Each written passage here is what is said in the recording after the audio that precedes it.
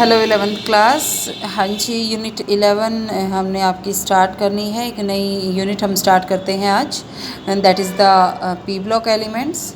ठीक है, इस यूनिट में जो आपने कंसेप्ट करने हैं वो आप सबसे पहली बात यूनिट का ओवरव्यू आप यहाँ से देखोगे, जर्नल इंट्रोडक्शन करोगे कि पी ब्लॉक एलिमेंट आपके पास होते क्या हैं, what are their general characteristics. ठीक है, एंड जो फर्स्ट मेंबर होता है हर एक ग्रुप का वो आपकी डिफरेंट केमिकल बिहेवियर या केमिकल प्रॉपर्टीज़ क्यों शो करता है अदर मेंबर्स के कंपेयर में, ये हम स्टडी करेंगे। ठीक है, उसके बाद फिर हमने ग्रुप 13 को करना है। 11th क्लास में आपने दो ग्रुप स्टडी करने हैं। फर्स्ट इज़ ग्रुप 13 जिसको आप बोरॉन फैमिली बोलते हो, सेकंड आपने करना है ग्रुप 14 जिसको आप कार्बन फैमिली बोलते हो। ठीक है, उसमें हम सबसे पहले जनरल इंट्रोडक्शन करेंगे, कहाँ पे ऑकरेंस होती है किस किस एलिमेंट की, what is the configuration of different element, atomic and physical property, chemical property करेंगे। फिर हम जो है कुछ प्रॉपर्टीज़ पढ़ेंगे हम बोरॉन की। अनार्मस बोरॉन आपका ये मैंने बताया भी है, फर्स्ट मेंबर आपका डिफरेंट बिहेवियर शो करता है क्यों, लेकिन जो आपका नेक्स्ट कंटेंट है that is some important compound, ये आपके जो सिलेबस है उससे एक्सक्लूड कर दिए गए हैं, तो you don't have to do this part, ये आपने नहीं करना इस साल। यूजेस हम कर लेंगे यहाँ से बोरॉन, एल्यूमिनियम एंड जो उनके कंपाउंड्स हैं उनके। फिर उसके बाद हमने ग्रुप 14 पे मूव करना है, कार्बन फैमिली पे। सेम कंसेप्ट हम यहाँ पे स्टडी करेंगे, इंट्रोडक्शन, ऑकरेंस, कॉन्फ़िगरेशन का, फिजिकल एंड केमिकल प्रॉपर्टीज़ का। उसके बाद यहाँ पे भी आपका जो कंसेप्ट है वो इम्पॉर्टेंट कंपाउंड्स का कंसेप्ट वो आपने नहीं करना। ठीक है, तो सबसे पहले हम आपका फर्स्ट टॉपिक आज का स्टार्ट करते हैं, दैट इज़ द जो आपका जर्नल इंट्रोडक्शन में आता है कि what are the p block elements. देखो, जो यूनिट 3 हमने यूनिट की थी वहाँ पे आपने पीरियोडिक टेबल के बारे में कंप्लीट स्टडी किया था। ठीक है, वहाँ से आपने स्टडी किया था कि पी ब्लॉक एलिमेंट, वहाँ भी आपका कंसेप्ट आया था। आपने पढ़ा था कि जो आपके पास पी ब्लॉक होता है उसमें आपके पास टोटल 6 ग्रुप्स होते हैं, 13 to 18। ठीक है, आपके पास पी ब्लॉक एलिमेंट आप किस एलिमेंट को बोलते हो, ऐसे एलिमेंट जिसमें जो लास्ट इलेक्ट्रॉन है वो आपका पी ऑर्बिटल में एंटर करे। ठीक है, और आउटर मोस्ट जो शेल है, जो ऑर्बिटल है वो आपका पी ऑर्बिटल हो, and last electron will enter in the P orbital, तो उन एलिमेंट्स को आप क्या बोल देते हो, पी ब्लॉक एलिमेंट। ठीक है, हमें पता है सेकंड यूनिट में हम पढ़ के आए हैं कि जो पी सब शेल होता है उसके पास 3 आपके पास पी ऑर्बिटल होते हैं जिनकी एनर्जी सेम होती है, डिजनरेट इसको आप बोलते हो, p x, p y, p z, ये 3 आपके पास होते हैं। हर एक जो ऑर्बिटल है उसमें 2 इलेक्ट्रॉन आपके पास आ सकते हैं, तो 3 आपके पास टोटल पी ऑर्बिटल होंगे, तो हर एक ऑर्बिटल में 2 इलेक्ट्रॉन, तो मीन्स जो पी सब शेल है that will contain total 6 electron. ठीक है, तो ये जनरल बातें हैं। उसके बाद यहाँ पे हमने पी ब्लॉक एलिमेंट में ये मैंने बता दिया है, ग्रुप 13 से 18 तक आप स्टडी करोगे, लेकिन helium is not the part of P block element. ठीक है, हालांकि वो ग्रुप 18 का मेंबर है, but it is not the part of P block element. ठीक है, और उसके बाद हम यहाँ से आपका ये कंसेप्ट आपका दिखाया हुआ है कि ग्रुप 1 एंड ग्रुप 2 का आप बोलते हो S block element. 3rd unit में आप पढ़ के भी आए हो। 13 to 12 आपके पास जो ग्रुप होते हैं वो डी ब्लॉक एलिमेंट के होते हैं। 13 से 18 तक आपके पास जो होते हैं वो आपके पास पी ब्लॉक होते हैं। 3 to 12 आपके पास डी ब्लॉक होते हैं। एफ ब्लॉक आपके पास होते हैं जो लेंथेनॉइड एंड एक्टेनॉइड सीरीज़ होती हैं वो। ठीक है, तो ये सारी चीज़ें D block, F block element ये आप 12th में स्टडी करोगे। आपके पास ग्रुप 15 से लेकर 18 तक ये भी आप 12th क्लास में करोगे। इस साल आपने 11th में जो करना है वो एक तो आप एस ब्लॉक एलिमेंट का कंसेप्ट करोगे, दूसरा आप जो पी ब्लॉक एलिमेंट है उसमें 13 एंड 14 ग्रुप, इसको आप डिटेल से स्टडी करोगे। ठीक है, तो जर्नल कॉन्फ़िगरेशन, यहाँ से जो जर्नल बातें हैं वो आप ऑलरेडी पढ़ के आ चुके हो अपनी 3rd यूनिट में, तो हम यहाँ से आपका जो मेन टॉपिक मैंने आपका बताना था वो आपका यही मैंने बताना था कि जो फर्स्ट मेंबर है हर एक ग्रुप का वो अपने अदर मेंबर के कंपेयर में डिफरेंट प्रॉपर्टी क्यों शो करता है। ठीक है, तो उसके आपके पास बेसिकली 2 रीज़न होते हैं। वो रीजन्स आपके पास क्या है वो एक बार देख लेते हैं। सबसे पहली बात, आपके पास स्मॉल साइज़ होता है। यदि हम फर्स्ट मेंबर का कंपेयर करें किसी भी ग्रुप के अदर एलिमेंट के साथ, तो उनका जो साइज़ है वो आपका स्मॉल होगा। साइज स्मॉल होने की वजह से जो प्रॉपर्टीज़ हैं, इलेक्ट्रोनेगेटिविटी होगी, आयनाइजेशन एंथैल्पी होगी, वो भी डिफरेंट होगी। ठीक है, अब जो भी आपके पास पी ब्लॉक के फर्स्ट एलिमेंट है उन सभी में डी ऑर्बिटल एब्सेंट रहता है। डी ऑर्बिटल एब्सेंट होने की वजह से उनकी जो कोवेलेंसी है उसमें चेंज आता है। ठीक है, तो कोवेलेंसी में चेंज आना, उनकी केमिकल एंड फिजिकल प्रॉपर्टी में चेंज आने की वजह से अदर ग्रुप मेंबर्स के कंपेयर में जो फर्स्ट आपके पास मेंबर है they will show the enormous behaviour या you can say the different behaviour. ठीक है, ये आप ग्रुप बाय ग्रुप आप स्टडी करते जाओगे कि 13 ग्रुप में बोरोन का एक्सेप्शनल बिहेवियर क्यों होता है, 14 ग्रुप में कार्बन क्यों अलग से शो करता है। ठीक है, सिमिलर 15 में आपका नाइट्रोजन हो गया, वो अलग बिहेवियर दिखाता है। 16 ग्रुप में आपका ऑक्सीजन हो गया, वो डिफरेंट शो करता है। 17 ग्रुप में फ्लोरीन हो गया। ठीक है, तो वन बाय वन आप जब ग्रुप स्टडी करोगे तो आप डिटेल से करोगे। ये मेन रीजंस है, स्मॉल साइज होना, इलेक्ट्रोनेगेटिविटी एंड आयनाइजेशन एंथैल्पी का डिफरेंट होना, डी ऑर्बिटल की एब्सेंट होना। ठीक है, तो ये आपके पास यहाँ पे कंसेप्ट दिया हुआ है कि यदि आपका जो साइज़ है एलिमेंट का वो स्मॉल होगा तो इलेक्ट्रोनेगेटिविटी की वैल्यू ज़्यादा होगी, आयनाइजेशन एंथैल्पी ज़्यादा होगी। ठीक है, तो वो जो अदर मेंबर है, फर्स्ट जो एलिमेंट है, वो अदर जो पी ब्लॉक एलिमेंट है अपने ग्रुप के रिस्पेक्टिव ग्रुप के, उनसे डिफरेंट होगा। ठीक है, एब्सेंस ऑफ डी ऑर्बिटल। अब सेकंड इम्पॉर्टेंट डिफरेंस है वो डी ऑर्बिटल की एब्सेंस होती है। डी ऑर्बिटल की एब्सेंस होने की वजह से जो बॉन्डिंग है उसमें चेंज आता है। ठीक है, बॉन्डिंग में चेंज आने की वजह से जो एलिमेंट है उसकी कोवेलेंसी में चेंज आता है, means tendency to form covalent bond, उसमें चेंज आता है आपका। ठीक है, जैसे हम यहाँ पे आपका यहाँ पे हम एक चीज़ यहाँ पे मैं आपको बता देती हूँ। जैसे हम बोरोन की ही बात करते हैं, बोरोन आपका 3 उसमें वैलेंस इलेक्ट्रॉन होते हैं, तो मीन्स 3 बॉन्ड तो वो बनाएगा ही बनाएगा, बट जो बोरोन है वो आपका BF4 मीन्स 4 बॉन्ड्स तक फॉर्म कर सकता है। लेकिन एल्यूमिनियम यदि हम नेक्स्ट मेंबर की बात करें तो वो तो 6 बॉन्ड भी फॉर्म कर सकता है। ठीक है, इसका रीज़न क्या होता है, बोरोन अपने ऑर्बिटल को एक्सपेंड नहीं कर सकता, उसमें डी ऑर्बिटल नहीं होता, जितने अनपेयर्ड इलेक्ट्रॉन होंगे उतने ही बॉन्ड फॉर्मेशन करेगा। ठीक है, लेकिन एल्यूमिनियम के केस में आपके पास इलेक्ट्रॉन जंप करके अदर ऑर्बिटल में जा सकते हैं, और इसमें डी ऑर्बिटल प्रेजेंट होने की वजह से ये आपका कोऑर्डिनेट टाइप का जो बॉन्ड है वो भी बना सकता है। मीन्स जो आपके ऑर्बिटल हैं वो दूसरे जो इलेक्ट्रॉन पेयर हैं दूसरे एलिमेंट के, उसको एक्सेप्ट करके कोऑर्डिनेट बॉन्ड की फॉर्मेशन भी कर सकते हैं। ठीक है, तो ये एक एग्जांपल से आई थिंक आपको समझ आ गया होगा। नाइट्रोजन के केस में NF3 बनाता है वो आपके पास, लेकिन जो PCl फॉस्फोरस है वो PCl3 PCl5 ये भी बना सकता है। तो इसका रीज़न क्या होता है, नाइट्रोजन में डी ऑर्बिटल एब्सेंट होता है, उसकी कोवेलेंसी आपकी एक पर्टिकुलर लिमिट तक होती है, लेकिन P जो फॉस्फोरस है वो अपने ऑर्बिटल को एक्सपेंड कर सकता है। ठीक है, उसके बाद आपके पास नेक्स्ट कंसेप्ट आता है tendency to form multiple bond. तो ऑब्वियसली डी ऑर्बिटल आपका प्रेजेंट होता है अदर एलिमेंट में। मैं यहाँ पे आपको एक चीज़ बताती हूँ, फर्स्ट मेंबर है, फर्स्ट मेंबर का जो साइज़ है वो आपका स्मॉल होता है। साइज स्मॉल होने की वजह से जो आपके पास ऑर्बिटल होते हैं, जो आपके पास डिफरेंट ऑर्बिटल होते हैं, वो एक दूसरे के क्लोज होते हैं। ऑर्बिटल के क्लोज होने की वजह से वहाँ पे ओवरलैपिंग की पॉसिबिलिटी होती है। ओवरलैप जितना ज़्यादा होगा उतनी ही आपके पास जो मल्टीपल बॉन्ड फॉर्मेशन है वो आपके पास इजी हो जाएगी, क्योंकि वहाँ से पाई बॉन्ड की फॉर्मेशन हो जाएगी। ठीक है, तो यहाँ पे मैं आपको बताती हूँ कि डी ऑर्बिटल की प्रेजेंस होना वो केमिस्ट्री को आपकी इन्फ्लुएंस करती है। मीन्स अलग अलग जो एलिमेंट है उनकी जो केमिकल कॉम्बिनेशन की प्रॉपर्टी है वो डिफरेंट होती है ऑर्बिटल की अवेलेबिलिटी एंड नॉन अवेलेबिलिटी के हिसाब से। ठीक है, यदि हम कंबाइंड इफेक्ट देखते हैं साइज़ और डी ऑर्बिटल की अवेलेबिलिटी का, तो वहाँ से आपका एक कंसेप्ट निकल के आता है कि वो जो पाई बॉन्ड फॉर्मेशन की एबिलिटी है उसको बहुत ज़्यादा अफेक्ट करता है, size and availability of D orbital. ठीक है, कैसे करता है वो एक बार देख लो कि जो फर्स्ट मेंबर है उसकी जो प्रॉपर्टी है पाई बॉन्ड फॉर्मेशन की वो अलग होती है as compare to other members. कहने का मीनिंग क्या है, यदि मैं आपको बताऊं, नाइट्रोजन की यदि हम बात करें तो नाइट्रोजन आपका ट्रिपल बॉन्ड में एग्जिस्ट कर सकता है, लेकिन फॉस्फोरस आपका हमेशा सिंगल बॉन्ड मतलब फॉस्फोरस यदि दूसरे फॉस्फोरस से बॉन्ड फॉर्मेशन करेगा तो वो सिंगल बॉन्ड बनाता है। उसका रीज़न क्या होता है, नाइट्रोजन का साइज़ होता है छोटा, छोटा साइज़ होने की वजह से इसके जो ऑर्बिटल है, जो आपके पास हाफ फील्ड ऑर्बिटल हैं दोनों नाइट्रोजन के, वो एक दूसरे के क्लोज होंगे।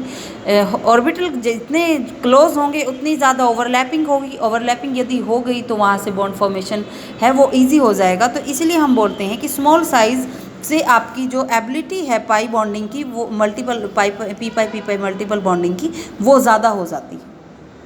ठीक है। और जितनी ज़्यादा आपके पास जितना ज़्यादा आपका साइज़ कम होगा उतनी ही ज़्यादा जो पाई बॉन्ड फॉर्मेशन की टेंडेंसी है वो ज़्यादा होगी। इसीलिए आपके पास हम बोलते हैं कि जो फर्स्ट मेंबर है वो मल्टीपल बॉन्ड की फॉर्मेशन करते हैं as compare to other members.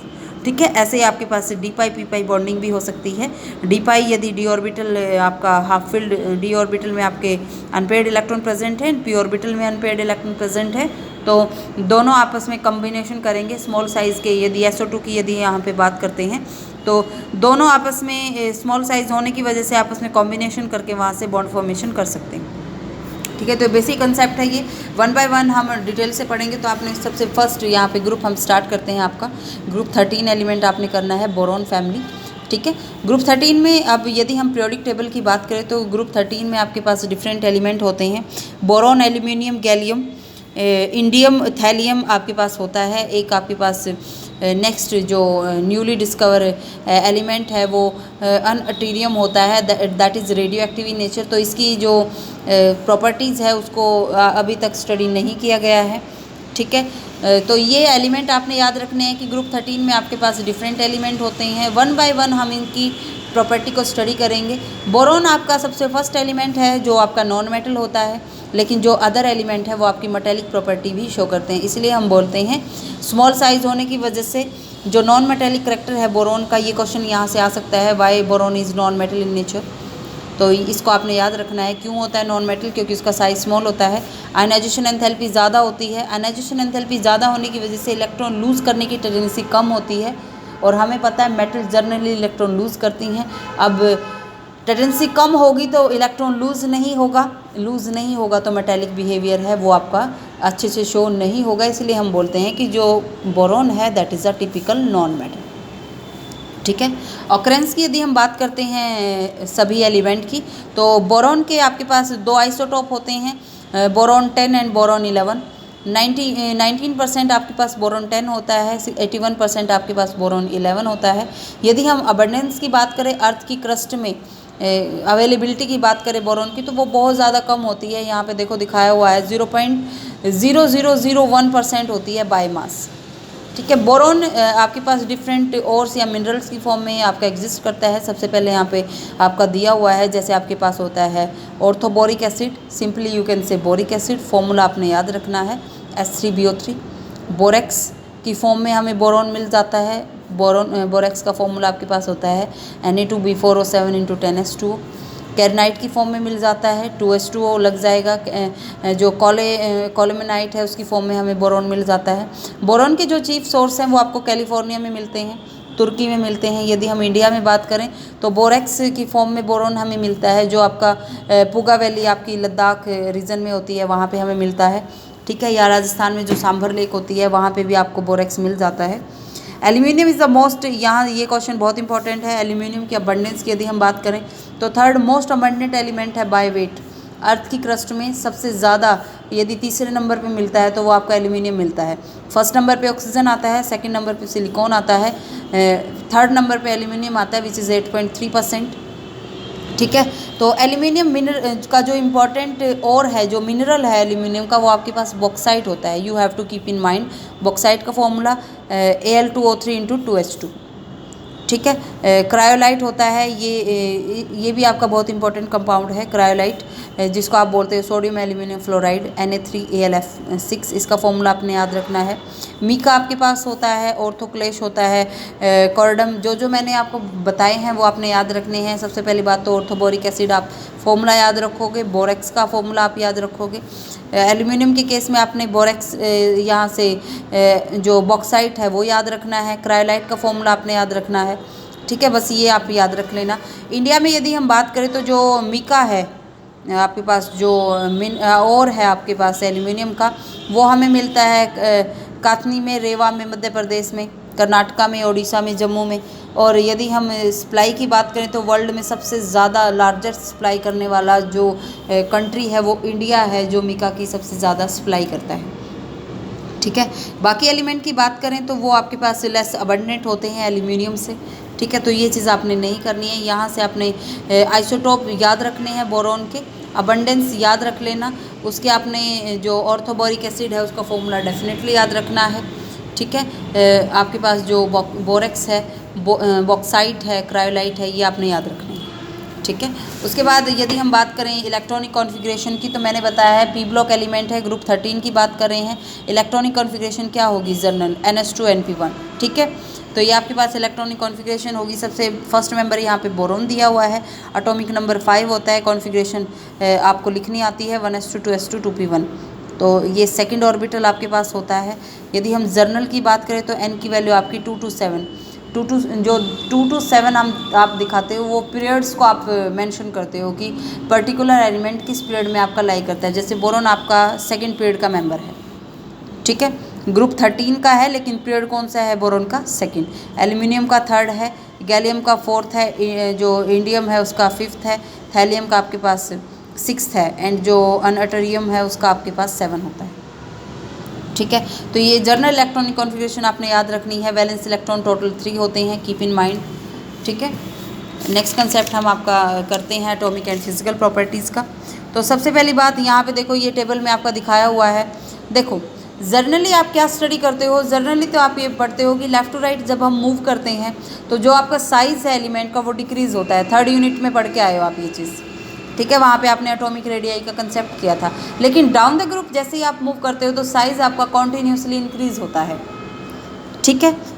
लेकिन इस 13 ग्रुप में देर आर सम एक्सेप्शंस जिसको आपने अपने माइंड में रखना है, ठीक है। देखो एटॉमिक नंबर की यदि हम बात करें तो कॉन्टीन्यूसली इंक्रीज़ होता है, मास भी आपका कॉन्टीन्यूसली इंक्रीज़ होता है down the group. Atomic radii boron से एल्यूमिनियम पे गए, इंक्रीज़ हुई, लेकिन गैलियम पे जाते ही डिक्रीज़ होगी, उसके बाद फिर इंक्रीज़ होगी। ये एक्सेप्शन है कि गैलियम पे डिक्रीज़ क्यों हुई, ये पॉइंट मैं आपको बताऊंगी, ठीक है। आयनिक रेडियाई में कॉन्टीन्यूस पैटर्न रहता है। आयनाइजेशन एंथैल्पी, अब आयनाइजेशन एंथैल्पी क्या होती है? Energy which is required to lose electron. Ionization enthalpy भी तो फिर आपकी वेरी करेगी जब एटॉमिक रेडियाई कम ज़्यादा हो रही है, तो सिमिलर वे में आयनाइजेशन एंथैल्पी भी आपकी वेरी करती है। इलेक्ट्रोनेगेटिविटी तो आपकी जो है वो भी आपकी साइज़ के ऊपर डिपेंड करेगी। डेंसिटी आपकी कॉन्टीन्यूसली इंक्रीज़ होगी, ठीक है। तो ये सारे कंसेप्ट हम यहाँ पे 1 by 1 स्टडी करेंगे। सबसे फर्स्ट कंसेप्ट हम करते हैं एटॉमिक एंड आयनिक रेडियाई का। यदि हम ग्रुप 13 को ग्रुप 2 से कंपेयर करो, ग्रुप 2 आपका प्रेजेंट एस ब्लॉक एलिमेंट है, लेफ्ट साइड में प्रेजेंट है। ग्रुप 13 आपका पी ब्लॉक है, राइट साइड में प्रेजेंट है। लेफ़्ट टू राइट मूव करोगे साइज़ आपका डिक्रीज़ होता है। साइज़ के डिक्रीज़, जो साइज़ का डिक्रीज़ है वो आपका क्यों हुआ? क्योंकि वहाँ पे आपका जो न्यूक्लियर चार्ज है वो इंक्रीज़ होता है, ठीक है। न्यूक्लियर चार्ज के इंक्रीज़ होने से आपके पास जो इफ़ेक्टिव न्यूक्लियर चार्ज इंक्रीज़ होता है उसकी वजह से आपका जो इलेक्ट्रॉन है वो इलेक्ट्रॉन एंड न्यूक्लियस के बीच में जो फोर्स ऑफ अट्रैक्शन है वो इंक्रीज़ हो जाती है। जैसे ही फोर्स ऑफ अट्रैक्शन इंक्रीज़ होगी तो साइज़ ऑटोमेटिकली क्या हो जाएगा? आपका डिक्रीज़ हो जाएगा। तो फर्स्ट क्वेश्चन यहाँ से यही बनता है कि आपके पास जो एटॉमिक आयनिक रेडियाई है ग्रुप 13 की, why it is smaller as compare to group 2। याद रखना, न्यूक्लियर चार्ज इंक्रीज़ होता है, जिसके इंक्रीज़ होने की वजह से आपका जो अट्रैक्शन है इलेक्ट्रॉन एंड न्यूक्लियस के बीच में वो ज़्यादा हो जाती है, जिसकी वजह से जो साइज़ है, जो एटम का साइज़ है वो कॉन्ट्रैक्ट हो जाता है और साइज़ आपका कम हो जाता है, ठीक है। लेकिन यदि हम बात करते हैं ग्रुप में, अभी मैंने बताया था ग्रुप में जब आप मूव करते हो from boron to aluminium, boron से आप एल्यूमिनियम में गए तो जो एनर्जी है जो रेडियस है वो आपकी इंक्रीज़ हुई, लेकिन वहाँ से कुछ डेविएशन भी आपको मिलती है। एल्यूमिनियम से जब आप गैलियम में जाते हो तो देखो एल्यूमिनियम की रेडियस आपके पास होती है 143, गैलियम की होती है 135। होनी तो चाहिए थी इंक्रीज़, क्योंकि डाउन द ग्रुप आप क्या पढ़ते हो? साइज़ इंक्रीज़ होता है। साइज़ के इंक्रीज़ होने से एटॉमिक रेडियाई गैलियम की ज़्यादा होनी चाहिए थी एल्यूमिनियम से, बट ये एक्सेप्शन आई। इसका रीज़न होता है क्योंकि आपके पास जो एल्यूमिनियम, जो आपके पास गैलियम है, गैलियम में आपके पास आप यहाँ से आप एक चीज़ नोट करोगे, गैलियम आपका प्रेजेंट होता है डी ऑर्बिटल के बाद, ठीक है। गैलियम आपका डी ऑर्बिटल, क्योंकि डी और फर्स्ट ट्रांजिशन सीरीज आपकी 21 से 30 तक होती है। गैलियम का एटॉमिक नंबर होता है 31, मींस वहाँ पे आपका डी ऑर्बिटल मौजूद होता है। डी ऑर्बिटल मौजूद होने की वजह से डी ऑर्बिटल का साइज़ ज़्यादा होता है। अब देखो साइज़ जितना ज़्यादा होगा, डी ऑर्बिटल का, उतने ही क्या होगा कि जो आपके पास इलेक्ट्रॉन है, आउटर मोस्ट इलेक्ट्रॉन है, वो आपके जो डी ऑर्बिटल के इलेक्ट्रॉन है वो आउटर मोस्ट इलेक्ट्रॉन को शील्ड नहीं कर पाएंगे। Means nucleus and outer most electron के बीच में आपके पास जो फोर्स ऑफ अट्रैक्शन है वो इंक्रीज हो जाएगी। ठीक है, वो इंक्रीज होने की वजह से जो एटॉमिक साइज़ है वो आपका स्लाइटली डिक्रीज हो जाएगा। ठीक है, तो इसका जो रीज़न है वो आपके पास यहाँ पे स्क्रीनिंग इफेक्ट का होता है। ठीक है, यहाँ पे लिखा भी हुआ है, this is due to filling of electron in d orbital. D orbital में इलेक्ट्रॉन फिलिंग की वजह से होता है। In between aluminium and gallium, वहाँ पे आपके पास 10 क्या प्रेजेंट होते हैं, डी ब्लॉक एलिमेंट। ठीक है, जिसके पास इनर डी ऑर्बिटल होते हैं, और हम जानते हैं कि डी ऑर्बिटल का साइज़ ज़्यादा होता है। साइज़ ज़्यादा होने की वजह से वो शील्ड नहीं कर पाएंगे, मींस वो रोक नहीं पाएंगे जो आपके पास बाहर वाले इलेक्ट्रॉन है उनको न्यूक्लियस की तरफ अट्रैक्ट होने से।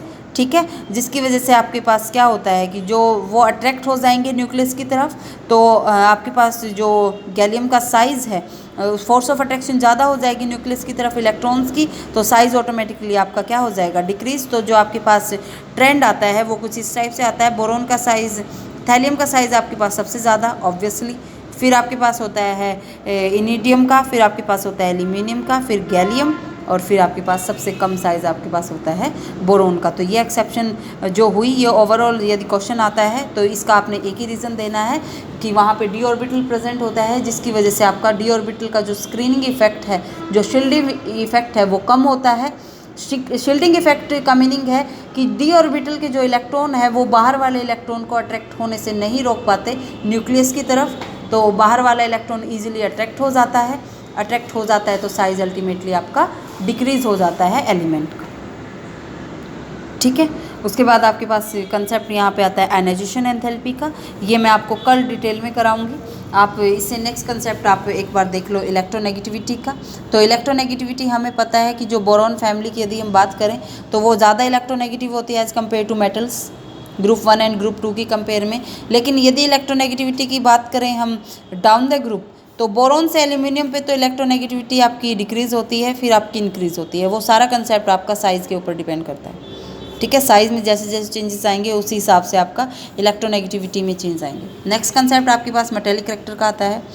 ग्रुप 13, यदि ग्रुप 13 का कंपेयर करें हम एस ब्लॉक एलिमेंट के साथ, तो ग्रुप 13 आपके जो हैं वो लेस इलेक्ट्रोपॉजिटिव होते हैं।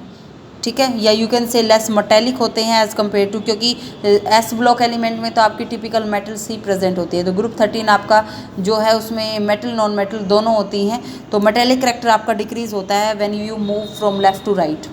और जब आप डाउन द ग्रुप मूव करते हो तो वहाँ पे क्या होता है, जो मेटेलिक करैक्टर है वो आपका फर्स्ट तो इंक्रीज़ होता है, बोरोन से एल्यूमिनियम पे आप जाओगे, उसके बाद आपका डिक्रीज़ होता है फ्रॉम एल्यूमिनियम टू थैलियम। ठीक है, तो कहने की बात है कि जो बोरॉन है, बोरॉन आपके पास होती है टिपिकल नॉन मेटल, उसके बाद एल्यूमिनियम आपकी फिर हो जाती है मेटल। ठीक है, तो इस चीज़ को आपने अपने माइंड में रखना है। ठीक है, नेक्स्ट कंसेप्ट आपके पास मेल्टिंग एंड बॉइलिंग पॉइंट का कंसेप्ट आता है। तो वो भी आपका जो 13 ग्रुप के एलिमेंट है वो आपका एक रेगुलर ट्रेंड शो नहीं करते। ठीक है, बोरोन से यदि हम बात करें बोरोन से गैलियम पे, तो जो मेल्टिंग पॉइंट है डाउन द ग्रुप यदि आप मूव करते हो तो बोरोन से गैलियम पे तो डिक्रीज़ होता है तेज़ी से, लेकिन फिर जब आप मूव करते हो गैलियम से थैलियम पे तो वहाँ पे आपका जो मेल्टिंग एंड बॉइलिंग पॉइंट है वो आपका इंक्रीज़ होता है। ठीक है, तो ये चीज़ें, ये आपका टोटली डिपेंड करता है पैकिंग के ऊपर। तो ये जनरल से कंसेप्ट है जो आपने अपने माइंड में रखने हैं। ठीक है, डेंसिटी का कंसेप्ट है, तो डाउन द ग्रुप आपका मास इंक्रीज़ होता है, मास इंक्रीज़ होने से तो जो डेंसिटी है वो भी कॉन्टीन्यूसली आपकी इंक्रीज़ होती है। तो इसमें से इसका जो कंसेप्ट है आयनाइजेशन एंथैल्पी का, वो मैं आपको कल कराऊंगी डिटेल से। ठीक है, कल हम आयनाइजेशन एंथैल्पी को स्टडी करेंगे एंड आपके मेल्टिंग एंड बॉइलिंग पॉइंट का एक बार दोबारा से कंसेप्ट मैं आपको करा दूँगी। ओके, उसके बाद हम फिर केमिकल प्रॉपर्टीज़ पे मूव ऑन करेंगे। Okay, thank you.